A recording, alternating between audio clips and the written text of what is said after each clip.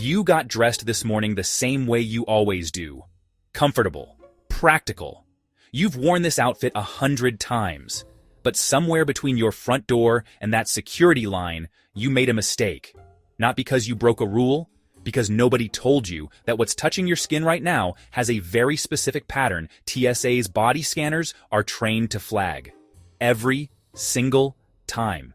Today we're going through 7 clothing items that are quietly getting travelers pulled aside in 2026. And number 1? It's the most universally worn item in the country, and nobody is talking about it. Let's go. Most travelers are pretty good at the security routine. Pockets empty, shoes off, laptop out. But nobody thinks about their hair. Bobby pins, metal barrettes, decorative clips, and metal-tipped hair ties are all doing the same thing as a coin in your pocket, except they're on your head. And body scanners flag anything metallic near the skull.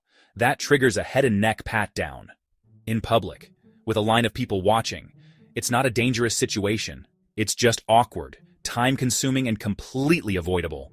The fix: fabric scrunchies, plastic clips, or pull everything back with nothing metal before you get in line. One simple swap, and you walk straight through.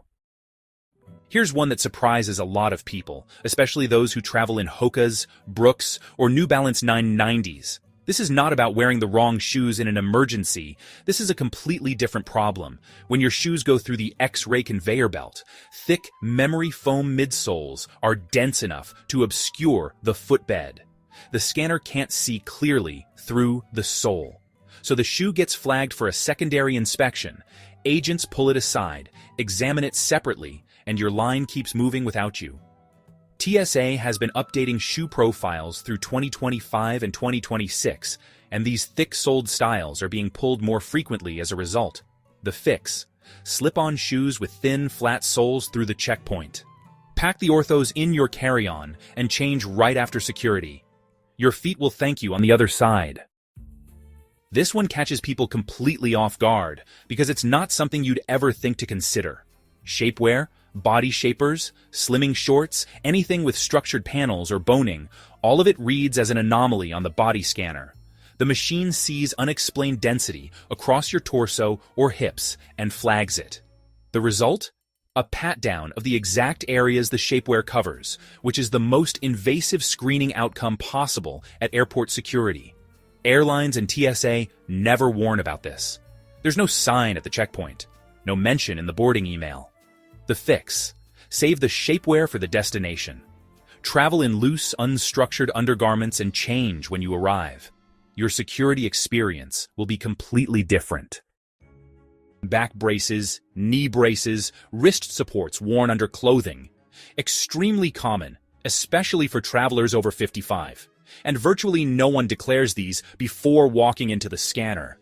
Metal stays, plastic hinges, and compression straps inside the brace create a complex, irregular silhouette that body scanners flag automatically.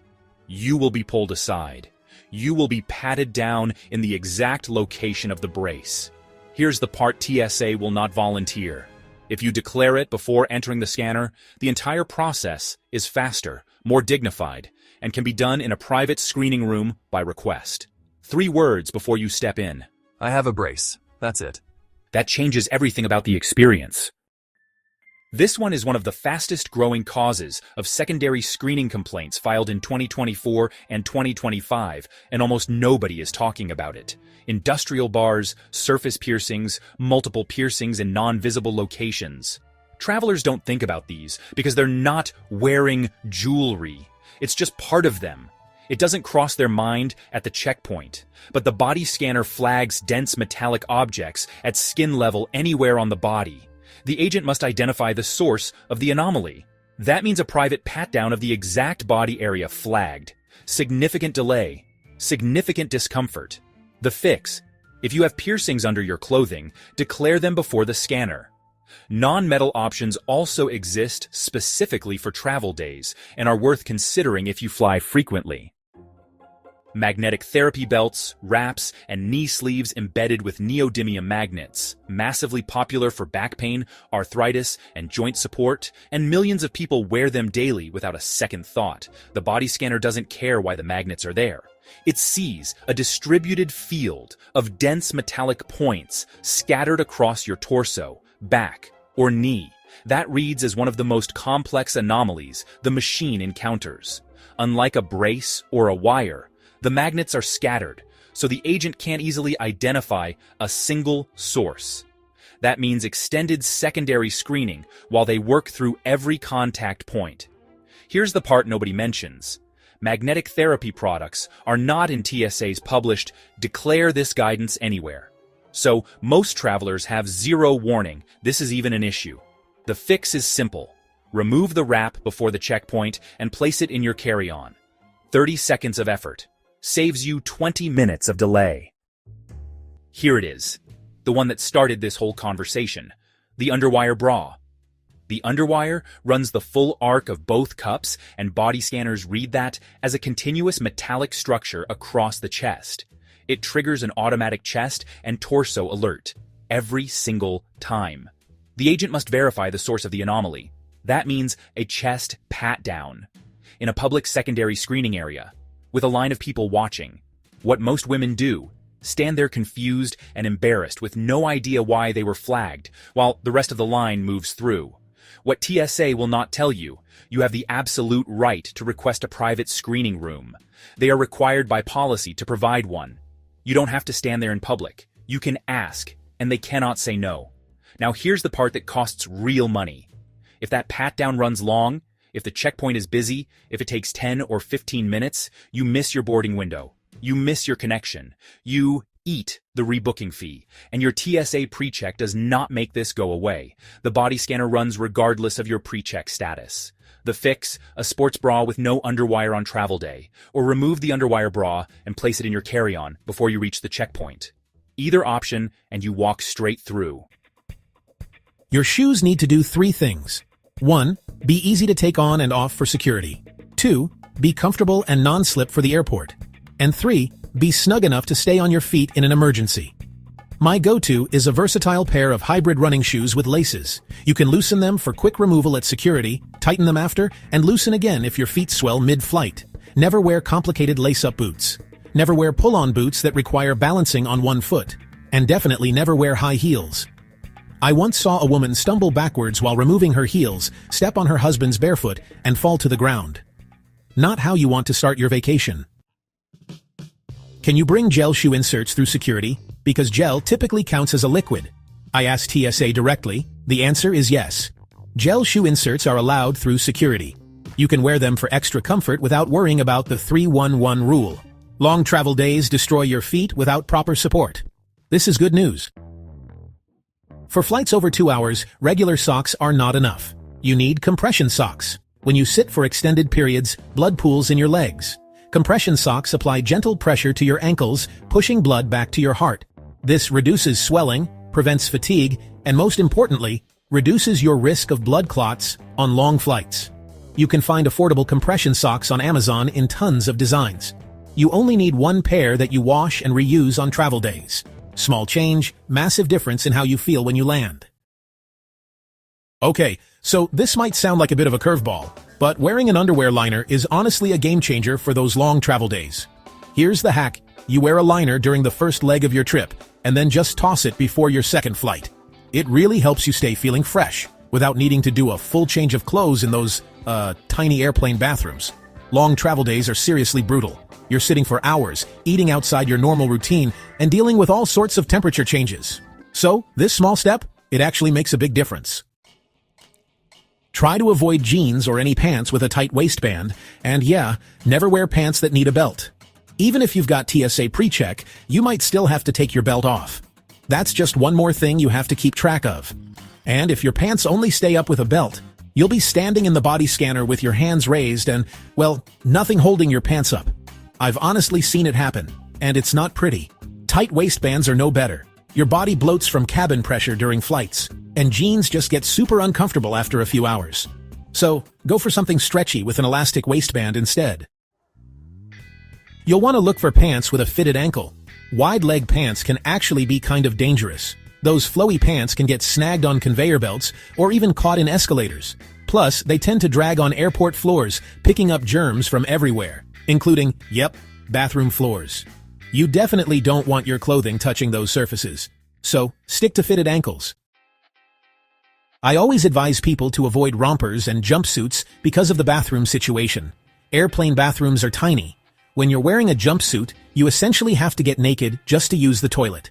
You're in this cramped space, trying to peel off your entire outfit, holding it up so it doesn't touch the floor, all while turbulence throws you around. Save the cute jumpsuit for when you land, wear separates to the airport. Layering is essential, even in summer, because planes are often freezing. But layering also matters for security. You'll be asked to remove your jacket or sweater before walking through the body scanner. Whatever you're wearing underneath becomes your only layer. My system is a comfortable undershirt covered by a high-neck t-shirt. The high neck keeps you covered when you bend over to untie your shoes at security. You don't want to be in a thin camisole in a crowded security checkpoint. Plan your base layer like it's going to be seen. From the moment you arrive at the airport, you are being watched by authorities. Steer clear of clothing with controversial, offensive, or political images and text. Wearing something with swear words or threatening text can lead to additional screening. Keeping your look basic prevents you from getting flagged for extra attention. This isn't about your beliefs. It's about not drawing unnecessary attention. I always choose a dark zip-up jacket with pockets and a hood. The zip-up lets you regulate temperature easily without struggling to pull a sweater over your head. The hood offers privacy on the plane when you want to zone out. And the pockets? Those are about to become your best friend at security. This is one of my favorite airport hacks. Instead of dumping your phone and wallet into those dirty gray bins, put them in your jacket pockets. Then remove the jacket and put it in the bin. This keeps your items together so nothing gets left behind. It simplifies collecting everything after security, and it conceals your valuables to reduce theft risk. Those gray bins have touched thousands of hands. Your stuff doesn't need to be sitting out in the open. You usually don't need to remove small rings or necklaces. Wedding bands and basic jewelry are typically fine.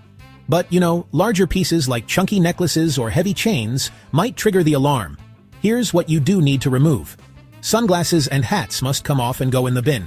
So, yeah, keep jewelry simple and minimal to save time at the checkpoint. If you normally wear contact lenses, switch to glasses for the flight. Cabin air is extremely dry. Your contacts will dry out, become painful, and make it nearly impossible to sleep comfortably. Glasses are easier. No dry eye problems. No contact solution in your liquids bag. Just switch back to contacts when you land. Travel days expose you to significant UV rays because you're closer to the ozone layer.